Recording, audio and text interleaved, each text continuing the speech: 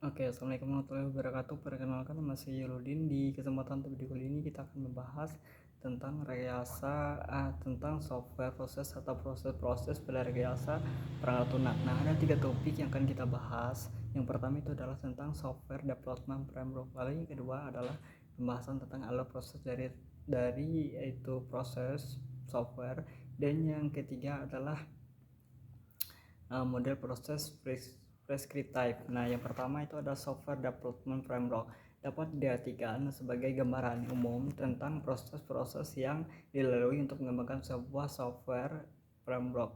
Nah, atau kerangka pengembangan software tersusun atas umbrella activities yang mendukung frame activity dan di dalam framework itu activity terdapat sekumpulan text set yang merupakan unit terkecilnya.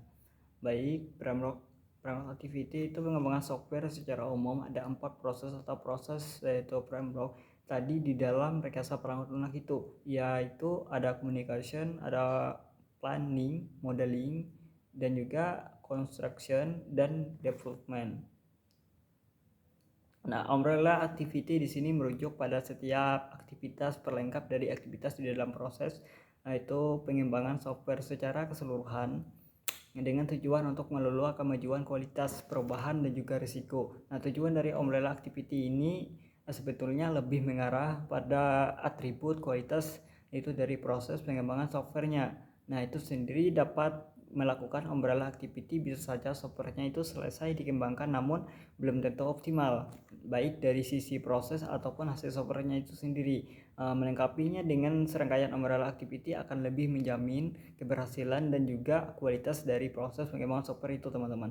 Ada banyak aktivitas yang termasuk ke dalam umbrella activity ini. Berikut ini adalah beberapa juga di antaranya, seperti misalnya ya, software project tracking and control risk management, software quality assurance, technical review atau review measurement software, configuration management, ada juga reusability management, dan juga work product preparation and production.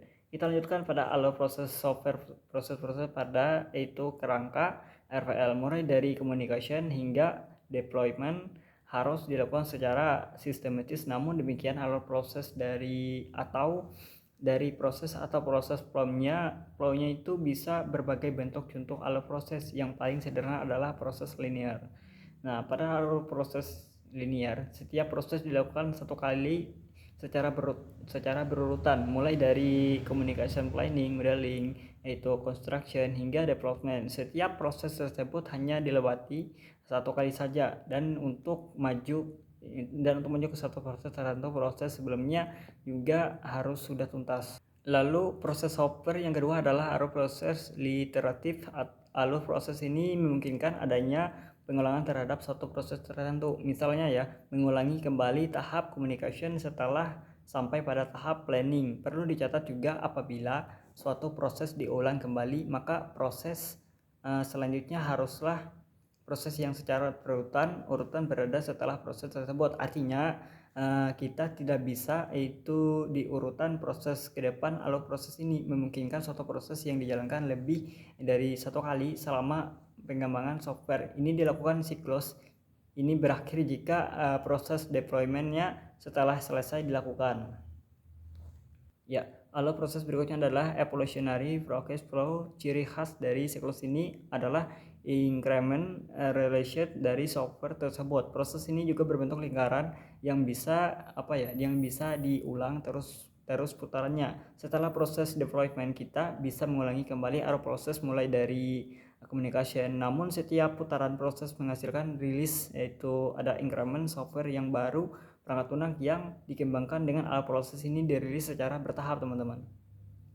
Nah, namun setiap kali rilis softwarenya sudah bisa digunakan dan terus berkembang, atau juga berevolusinya adalah pada putaran-putaran berikutnya. Proses berakhir apabila semua kebutuhan softwarenya sudah terpenuhi, atau juga bisa kita katakan bahwa setelah bentuk evaluasi terakhir dari softwarenya tercapai.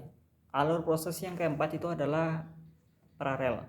Nah, paralel proses flow sesuai namanya, alur proses ini memungkinkan untuk ada proses yang dilakukan secara paralel. Nah, atau bersamaan, contohnya dapat kita lihat pada gambar proses modeling. Nah, bisa dilakukan secara bersamaan dengan proses planning atau pada titik waktu tertentu. Nah, aktivitas pada proses planning, modeling dan juga construction itu dapat dilakukan secara bersamaan, teman-teman.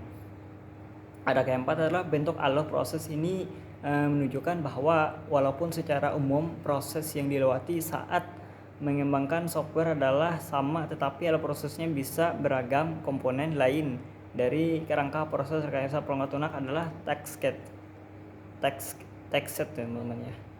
Baik, taskset ini adalah pekerjaan atau aktual yang harus diselesaikan pada setiap aktivitas framework taskset. Nah, ditentukan setelah menentukan alur prosesnya yang akan digunakan dan juga mendefinisi yaitu framework activity pada setiap proses tersebut. Jumlah dan tingkat kesulitan taskset ini akan tergantung dari ukuran software yang dikembangkan, walaupun itu framework activity-nya sama. Sebuah proyek yang besar biasanya memiliki jumlah taskset yang lebih banyak dibandingkan dengan proyek yang kecil, dan juga taskset bersifat unik berbeda antar proyek yang pengembangan softwarenya. Jika semua taskset itu sudah berhasil maka seharusnya itu tujuan dari proyek perangkat lunaknya sudah tercapai. Karena itulah saat itu menentukannya kita sudah tahu terlebih dahulu apa tujuan proyek perangkat lunaknya dengan baik agar lebih memahami tentang taskset ini.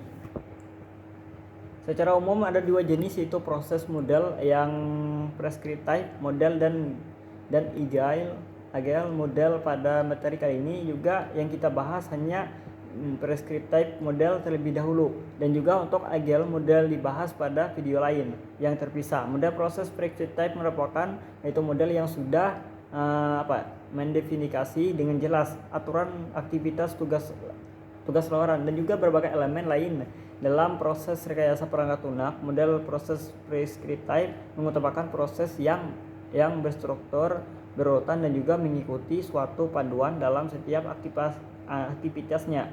Ibarat sebuah resep dokter, kita tinggal mengikutinya saja agar dapat sembuh. Nah, sama seperti apa jenis obatnya, berapa banyak dosisnya, dalam kondisi seperti apa obat tersebut diminum, dan juga lain sebagainya. Kira-kira seperti itulah analogi dari proses prescriptive ini. Setidaknya ada 4 contoh yang termasuk dalam model proses perspektif yang dapat kita temukan saat ini, yaitu ada the waterfall model, protophane proses model, ada juga evolutionary atau spiral proses model, dan juga terakhir adalah unified proses model. Nah, kita juga secara paralel menjalankan 5 fase yang unik. Pada unified proses 5 phase tersebut adalah inspection, ada elaboration, ada construction, transition dan juga itu production. Nah, berikut adalah ringkasan perbandingan antara beberapa itu model proses, itu waterfall, protophane, spiral, evolutionary dan unified. Yang pertama itu ada satu waterfall model. Flow mudah dipahami dan juga direncanakan, efektif untuk proyek kecil dengan kebutuhan yang jelas. Nah, proses analisis dan juga pengajuan yang sederhana. Kontra sulit menghadapi juga perubahan. Rekrutmen pengujian dilakukan tahap yaitu akhir proyek. Persetujuan penggunaan hanya bisa didapatkan di akhir. Nah, 2 ada juga prototyping model. Nah, minimalkan dampak perubahan kebutuhan, melibatkan pengguna secara dini, jadi melebihi pengguna secara dini, efektif untuk mengurangi risiko penolakan proyek. Kontra keterlibatan pengguna, itu dapat menyebabkan keterlambatan, cenderung memberikan yaitu prototipi daripada solusi yang final, sulit ya direncanakan, dikelola. Ada 3 spiral dan evolutionary model. Nah, keterlibatan pengguna secara berkelanjutan, manajemen risiko yang baik, efektif juga untuk proyek besar dan rumit. Yaitu kontra itu atau kesalahan dalam menganalisis risiko dapat itu menggagalkan proyek. Solid juga pengelola pekerja di dalamnya membutuhkan itu tim pengembangan yang ahli. Nah, yang keempat adalah Unified Process Model. Pro memperhatikan kualitas dokumentasi, keterlibatan pengguna berkelanjutan, yaitu responsif terhadap perubahan requirement, yaitu efektif untuk proyek maintenance kontra use case tidak selalu itu presisi. Solid itu mengintegrasikan perangkat lunak secara increment tahap yang dapat tumpang tindih dan juga memunculkan masalah, membutuhkan tim pengembangan yang ahli. Tidak ada modal yang terbaik secara universal, pilihan model proses harus disesuaikan dengan kondisi proyek perangkat lunak yang spesifik. Mungkin itu saja, itu penjelasan dari saya. Terima kasih. Saya ucapkan Assalamualaikum warahmatullahi wabarakatuh.